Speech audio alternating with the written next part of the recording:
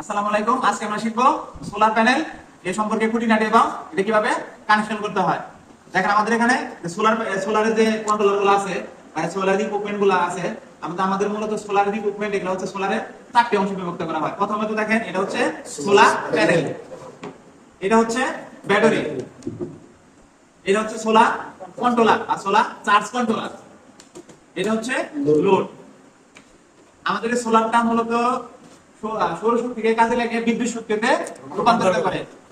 আর এই কন্ট্রোলারটা হচ্ছে এই সোলার প্যানেল থেকে যে ভোল্টেজটা আসে এটা অনেক সময় একটু আপ হতে পারে বা একটু লো হতে পারে, সেটাকে কন্টিনিউ ভাবে ব্যালেন্স করে আমাদের ব্যাটারি পর্যন্ত পৌঁছে দেয়। এটা হচ্ছে ব্যাটারিকে চার্জ করে।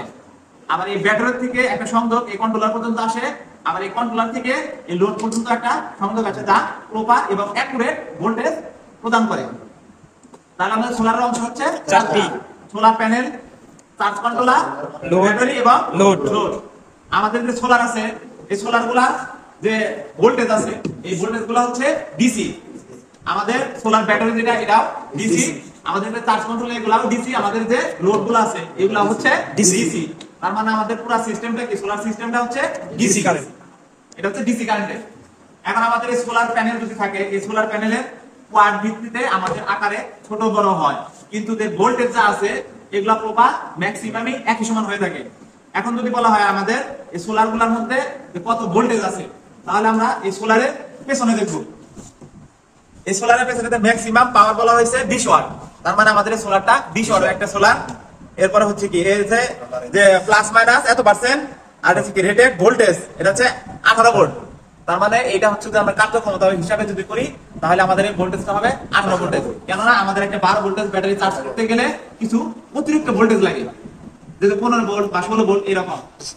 আর এখানে যে আমাদের যে ভোল্টেজটা যেটা আছে এটা যদি আমাদের এখানে কত আছে দেখেন 21 ভোল্ট পর্যন্ত ম্যাক্সিমাম, যে দেখেন এখানে 21 ভোল্ট পর্যন্ত আমাদের এটা দিতে পারবে। তো 21 ভোল্ট যদি আমরা কন্টিনিউ যদি আমরা এক ব্যাটারিতে দিই তাহলে ব্যাটারিটা পুরো যাবে। আবার সময় রোদের আলো যখন বাড়বে তখন আমাদের ভোল্টেজটা কিন্তু বাড়বে, এটা সর্বোচ্চ 21 ভোল্ট পর্যন্ত যাইতে পারবে। কিন্তু লোড যখন থাকবে এটার সাথে লোড আর এই যে চার্জ কন্ট্রোলার এবং ব্যাটারি যখন সংযুক্ত থাকবে তখন এটা ম্যাক্সিমাম 18 ভোল্ট পর্যন্ত দিতে পারবে। আর এখানে যে এই যে এক একটা গ্যাপ দেখতেছেন এই গ্যাপগুলো হচ্ছে এক একটা সোলার সেল, এগুলো বলে সোলার সেল। আমাদের একটা করে সোলার সেল 0.6 অথবা 0.5 ভোল্ট পর্যন্ত দিতে পারে একটা করে সোলার সেল। আর আমাদের এই ব্যাটারিটা দেখতেছেন এই ব্যাটারিটা হচ্ছে কি ডিসি 12 ভোল্ট 7.5 এম 7.5 AH, এটা হচ্ছে অ্যাম্পিয়ার আওয়ার।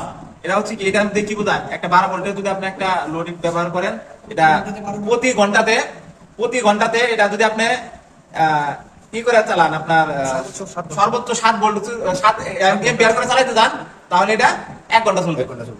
এটা হচ্ছে সর্বোচ্চ।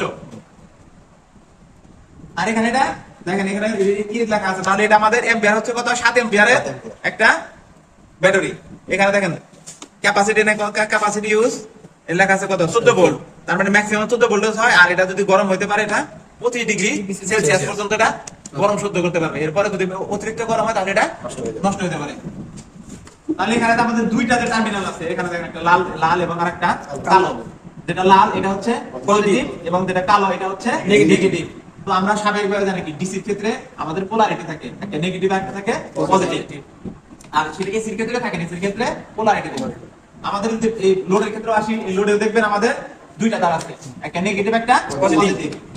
অপর দিকে যদি আমরা সোলার দেখি, সোলারেও দেখেন আমাদের নেগেটিভ এবং পজিটিভ দুইটা তার আছে। সোলার প্যানেলটা আছে, এই সোলার প্যানেলের এটা হচ্ছে কানেকশন প্লেট। তো কানেকশন প্লেটটা এরকম ধাক্কা দিলে খুলে যায়, কোনোটা যে কোনো রকম লক থাকবে। এটা যদি খুলি এখানে আমরা সোলারের যে তারের যে কানেকশনগুলো আছে এখানে আমরা দেখতে পারবো। অনেক সময় আমাদের এইখানে আপনাদের ইন্ডিকেট করা থাকে, আবার এখানে না থাকলে দেখেন আমাদের এখানে ঠিক ইন্ডিকেট করা আছে যে এটা হচ্ছে পজিটিভ আর এটা হচ্ছে নেগেটিভ। তার মানে এটা হচ্ছে পজিটিভ এটা নেগেটিভ। আর যে কোনো সোলার এরকম একটা ডায়োড থাকে, ডায়োড হচ্ছে একমুখী রোধক। এটা হচ্ছে আপনার অ্যানোড আর এটা হচ্ছে ক্যাথোড। অবশ্যই ক্যাথোডে আপনাদের প্লাগ যোগ করতে হয়, অ্যানোডে নেগেটিভ থাকে। এই হচ্ছে আমাদের সোলার প্যানেলের যে কানেকশন গুলো। আমরা এখান থেকে এরকম দুইটা তার বের করবো।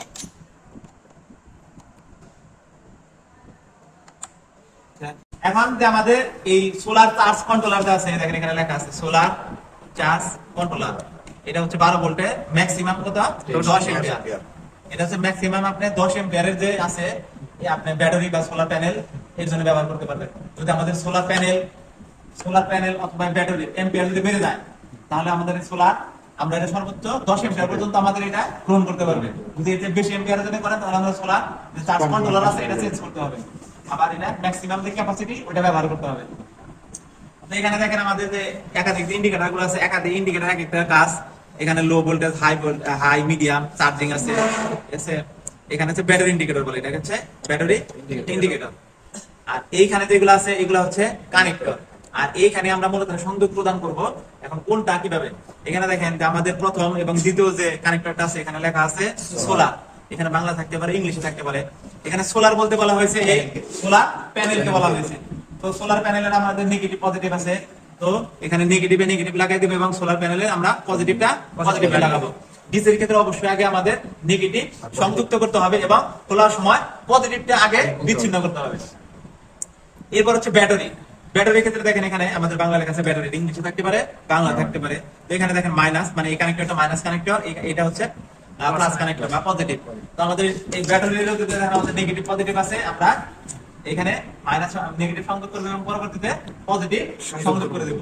এরপর দেখেন লোড 1 এবং লোড 2।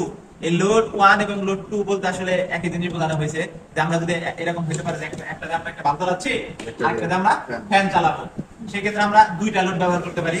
আর যদি কোনোটা একটা থাকতে পারে, তাহলে আমরা এখান থেকে প্যারালাল করে সুইচিং এর মাধ্যমে আমরা একটা ফ্যান অথবা একটা লাইট চালাতে পারবো।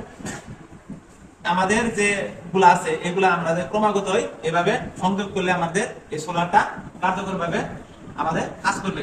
অবশ্যই যে সোলারের যে এলইডিটা আছে এলইডিটা ডিসি থাকতে হবে এবং এই যে পোলারিটি আছে এই পোলারিটি ঠিক থাকতে হবে। এবং সোলারের যে এলইডিটা বা ল্যাম্প কন্ট্রোল করার জন্য যে একটা সুইচটা আমাদের কন্ট্রোল দিতে হবে, কারণ অন্যথায় এই সোলার নিজে কোনো কন্ট্রোল করতে পারে না।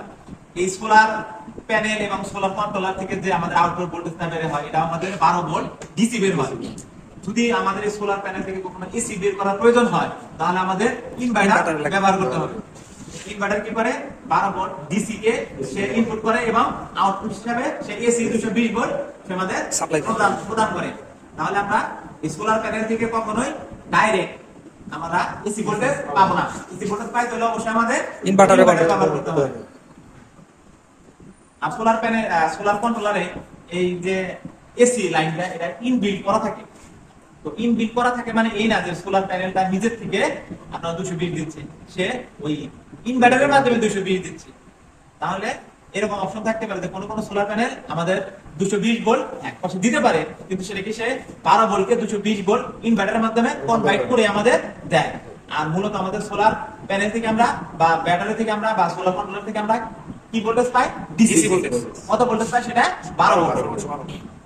আশা করি সকলে বুঝতে পেরেছেন। পরবর্তীতে আমরা এটা কিভাবে কানেকশন করতে হয় এটা শিখবো।